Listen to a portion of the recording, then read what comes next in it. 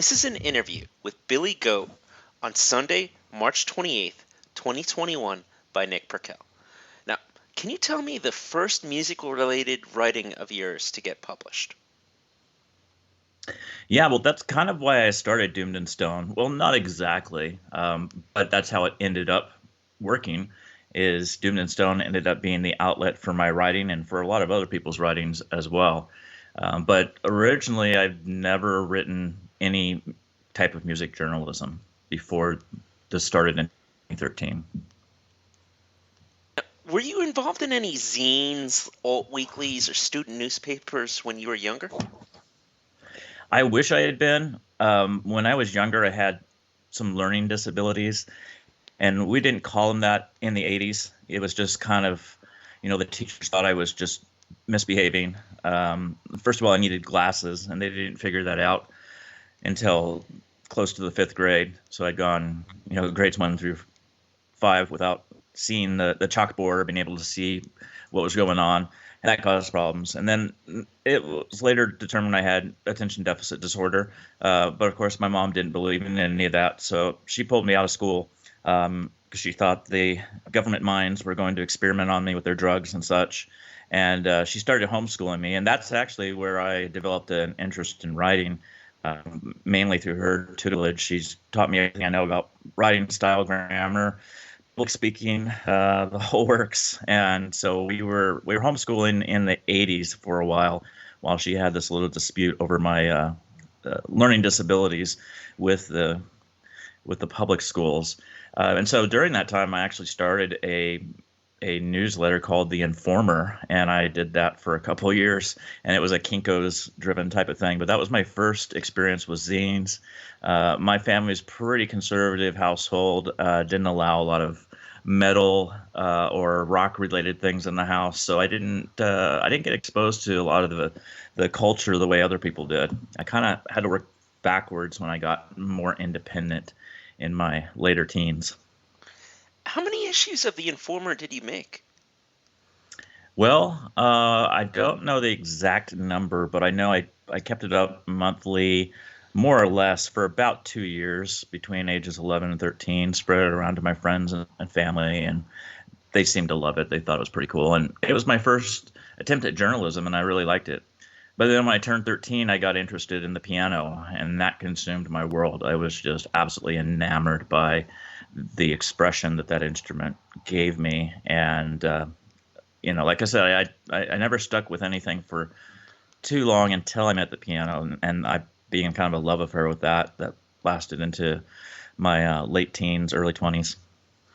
And Billy, what were some of your early albums that you discovered that made you fall in love with doom and stoner music?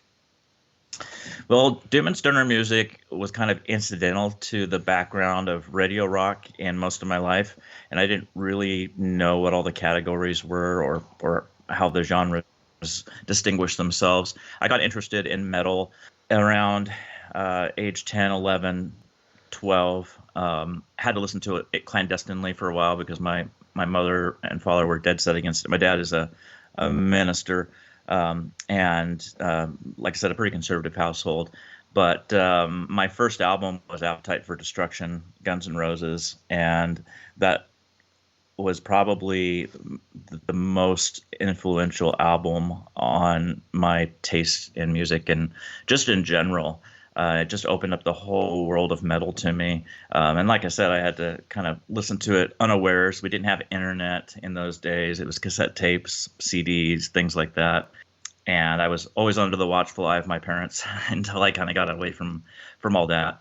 And then when I got away from all that, it was definitely Soundgarden, Alice in Chains, and later came St. Vitus. I actually saw them live at a concert featuring Down, and I went to see Phil Anselmo and company performing with Down, and I left with a love affair with St. Vitus and the whole concept of doom.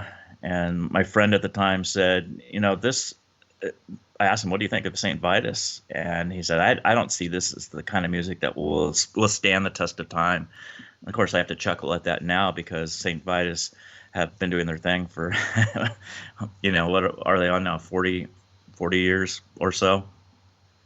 So that's where I first discovered doom, and that led me into these weekend excursions where I would dig in to whatever music I could find on the internet. And so I discovered High and Fire, and then the flip side of the coin, stoner rock with Caius and Sasquatch and the Heavy Eyes and a bunch of others. For me, I found bands like Acid Bath and the Flower Traveling Band really made me get into the genre. How inspiring were they for you?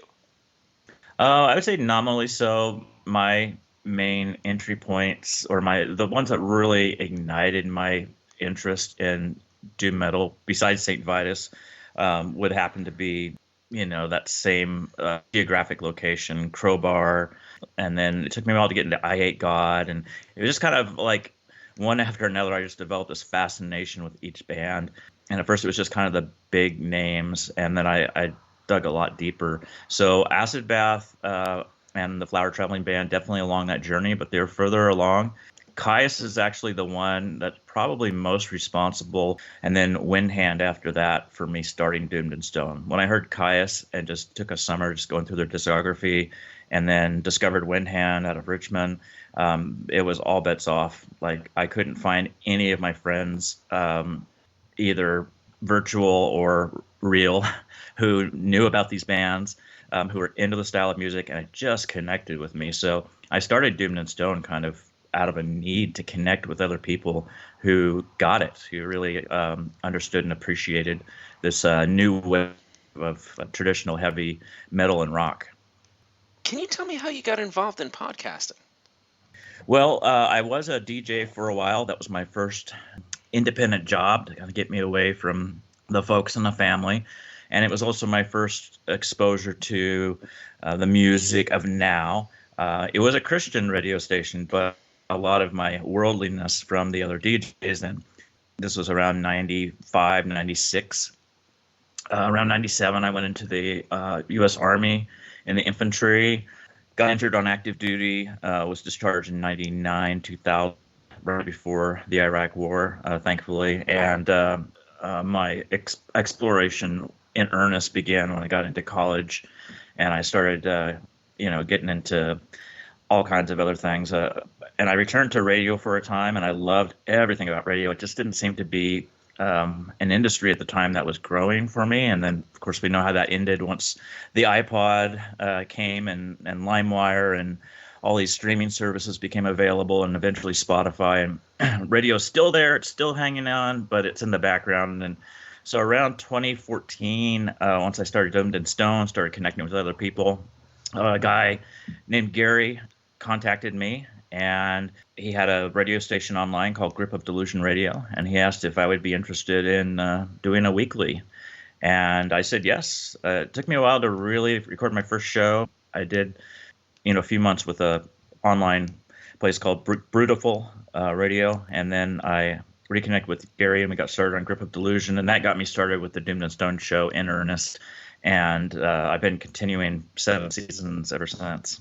How did Doomed and Stoned form, and can you speak about some of the very first few compilations you came up with?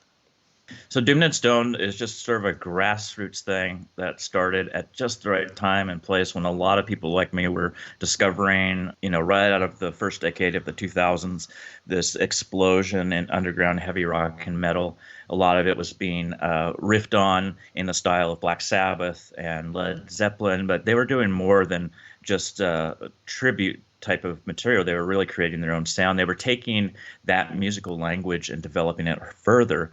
And once I looked at the musicological roots of it, I discovered, okay, this is doom metal and this is stoner rock, and they kind of both grew up around the early 70s together. I started this Facebook page called Doomed and Stoned. It also kind of had an expression just in those words about an outlook on life, too, that I had at the time and still have to some degree.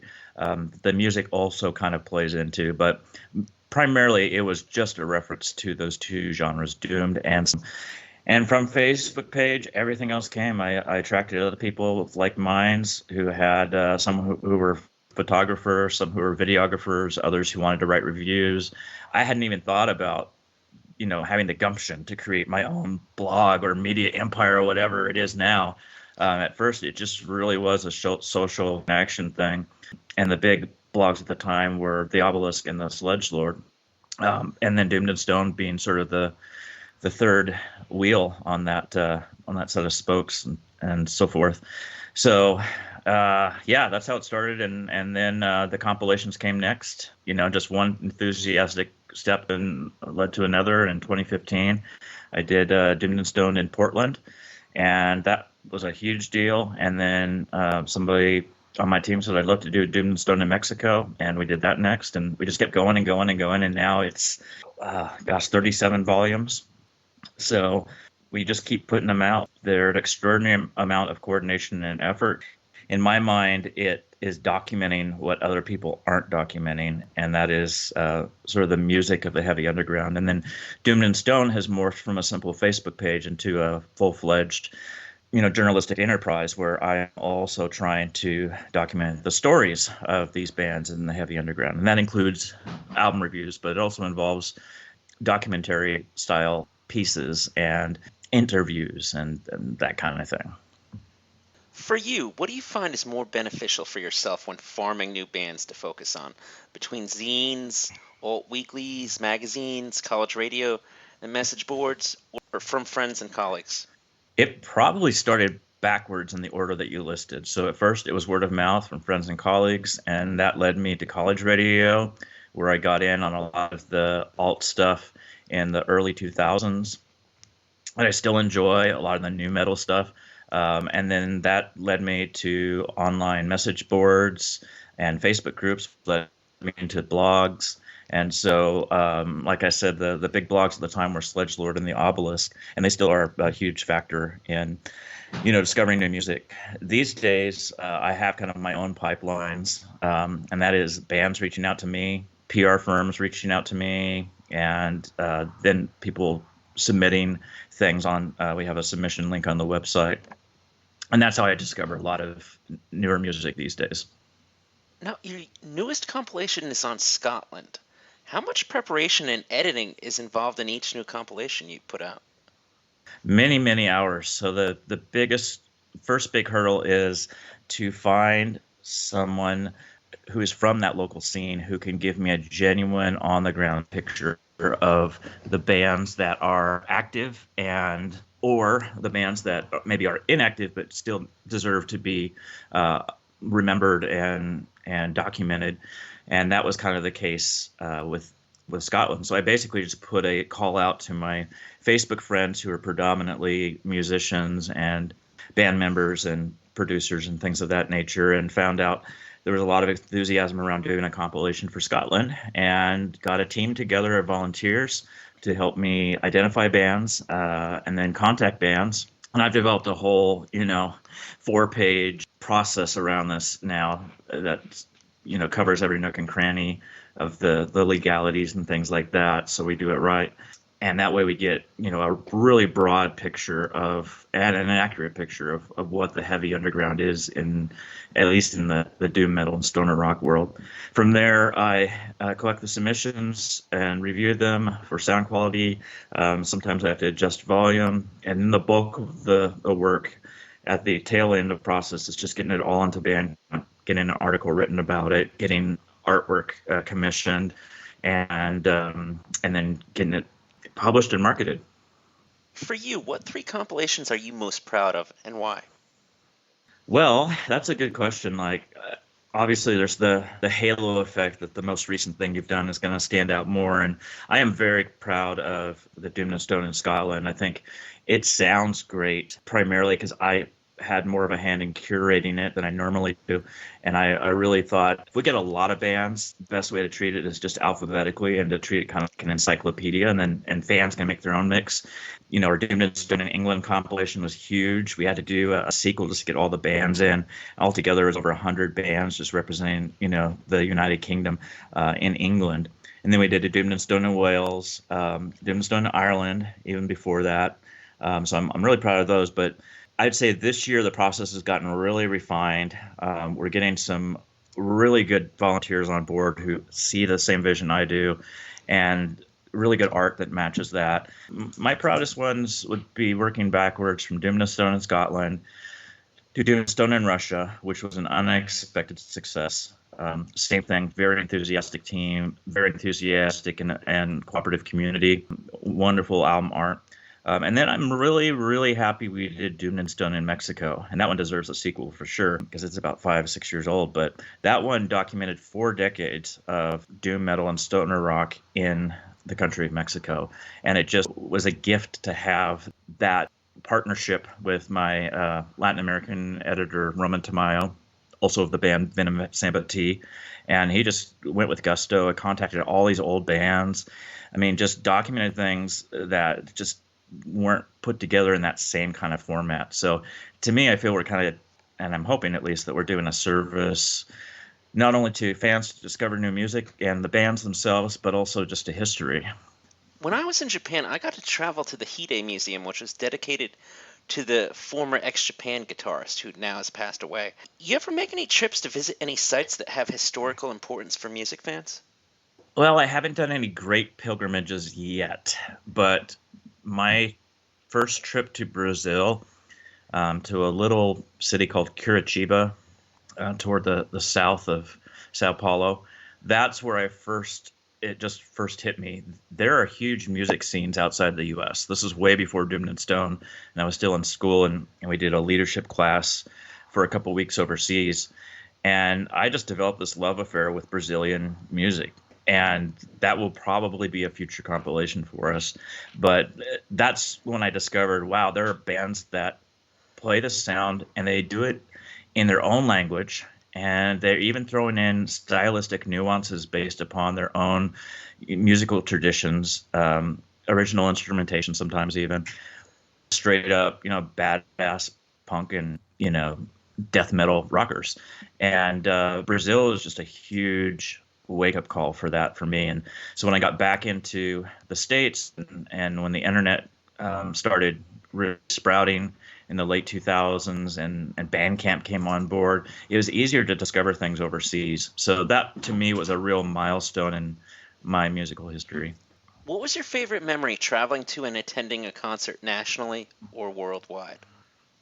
Well, let's see. I mean, it's been a joy to work again with grassroots folks to put on our own festivals. So we did our first festival in Indianapolis in 2016. I also helped out with the first ever Psycho Las Vegas and helped the organizers pick a slate of bands for one of the stages there. And so being on the organizing side of things has been really fun. And then we did a Doom and Stone in Chicago, which was amazing. I got to attend the second one, and that one happened in 2019. And that was probably one of my favorite musical experiences. And that I didn't even organize directly. It was all sort of delegated to some of my team members from the area. And I prefer to work area by area with people who are just connected with their scenes. I think that's very important to the ethos of doing it. So far, I'll have to say it's been mostly our own events that has really electrified me. But several of the shows put on by Psycho Las Vegas have brought together bands that I never expected to see in my lifetime. So I've enjoyed every one of those experiences as well. What are your 3 most treasured albums in your personal collection? Oh, it's got to go back to Alice in Chains and to their self-titled album. A lot of people don't like that one from 1995, but it just really, really spoke to me. It's been with me. A lot of people have their favorite album from when they're down and depressed, and that one is definitely mine. Especially in Oregon, things get pretty gloomy in the wintertime, so I listen to that at least once a year, obsessively, again and again. Soundgarden's Down on the Upside. I discovered that when I was in the military. I had some friends who kind of educated me on what was kind of the new thing then and there, and it was still grunge, and so I worked backwards from Down on the Upside to Super Unknown, and just discovered all of Soundgarden's discography from there. A lot of people don't like that album either from Soundgarden, but it's definitely got. So, and recently Green Lung put out an album called Woodland Rights, and that one is a fantastic, almost like a rock opera.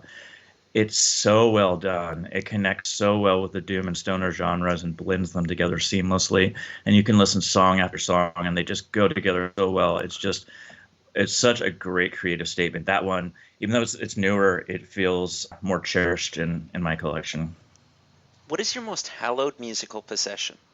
My piano. I can't believe I had to think even a second about that. My piano.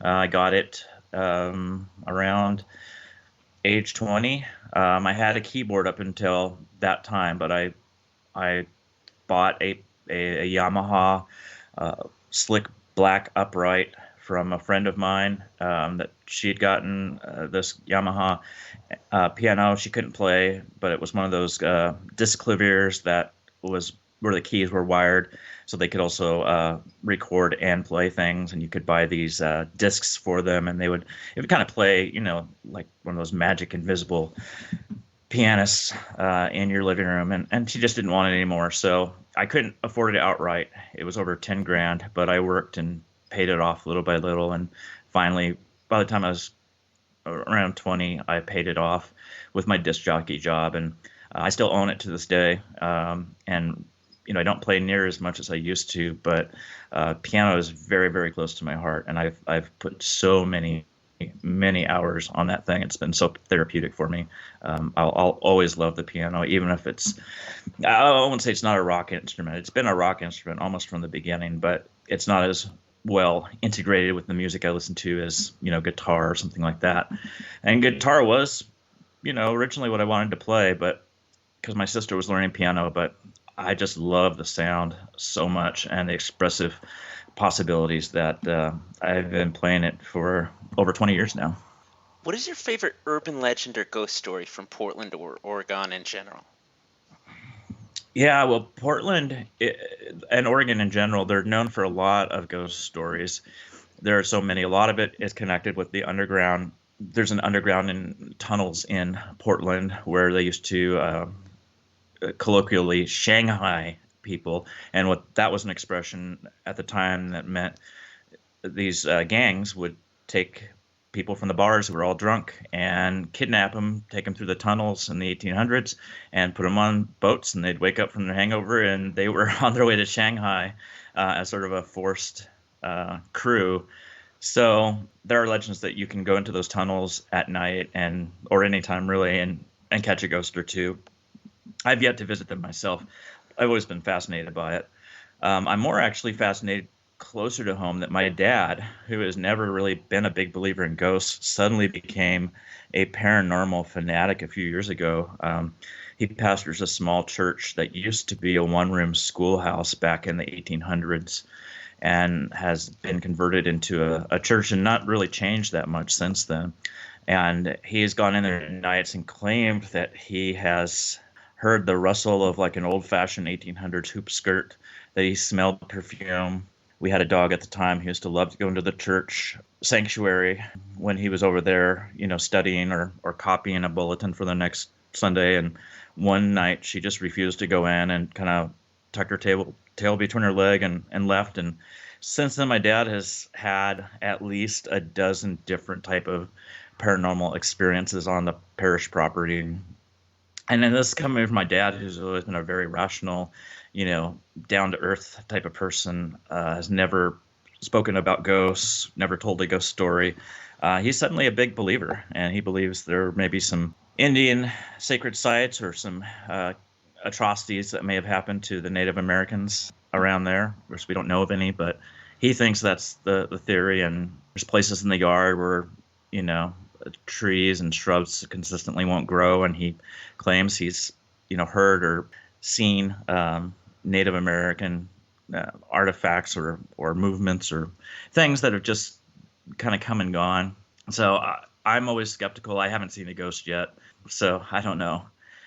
Then of course Sasquatch, Bigfoot, the legends are all around this part of the world, and Oregon no less than Washington. We're privy to the big Northwest forests, and people have claimed to have a lot of encounters with Bigfoot at night.